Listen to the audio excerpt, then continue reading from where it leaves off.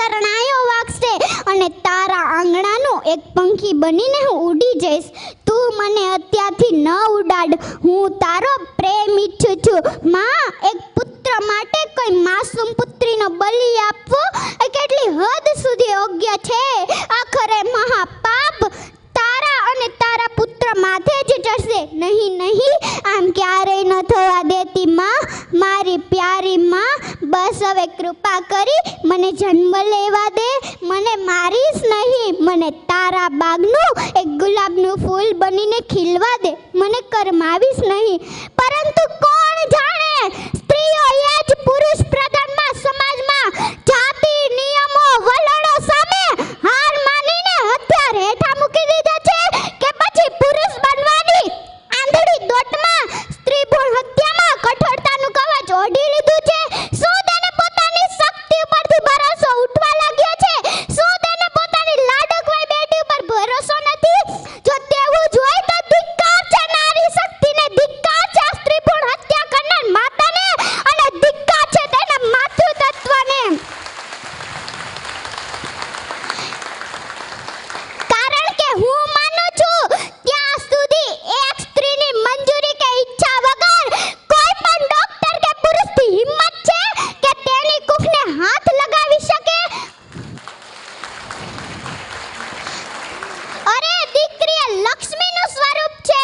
દીકરીની ઝગમગતી દ્રષ્ટિ સામે લાખો સૂર્યની રોશની પણ ઝાંકી પડી જાય છે. આવું લાડકવાયું પાત્ર એટલે જ દીકરી. और માતા એટલે વાત્સલ્યનું ઝરણું, પત્ની એટલે પ્રેમનું ઝરણું, પરંતુ દીકરી એટલે વાહનો દરિયો કહેવાય છે. દીકરી દાદા દાદી માતા પિતા ભાઈ દરેકને સ્નેહના બંધનથી બાંધે છે.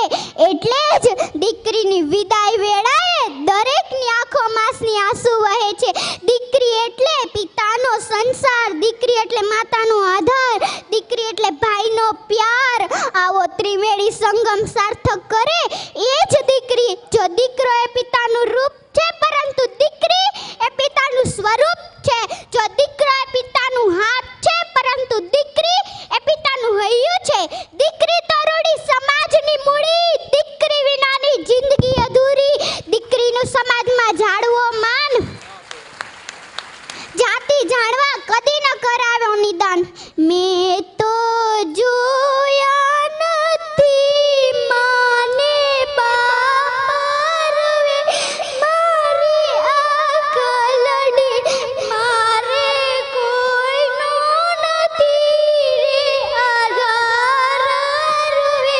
મારી આકલડી મેં તો જોયો નથી નાનો ભાઈ રૂવે. મારી આકલડી રૂવે, મારી આકલડી, મારી આકલડી.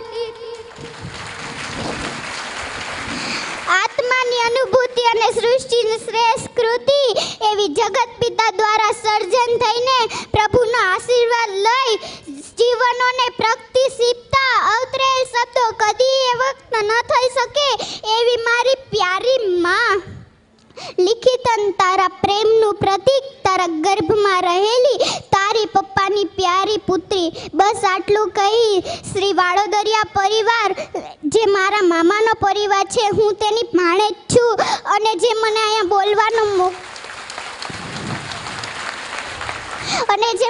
બોલવાનો મોકો આપ્યો તેને મારા લાખ લાખ વંદન.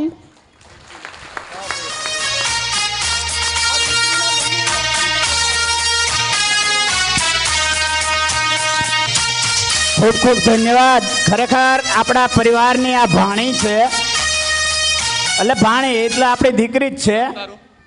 પણ આ દીકરી આજે જે બોલી છે એના મા બાપને ખરેખર 100 ધન્યવાદ, 100 અભિનંદન.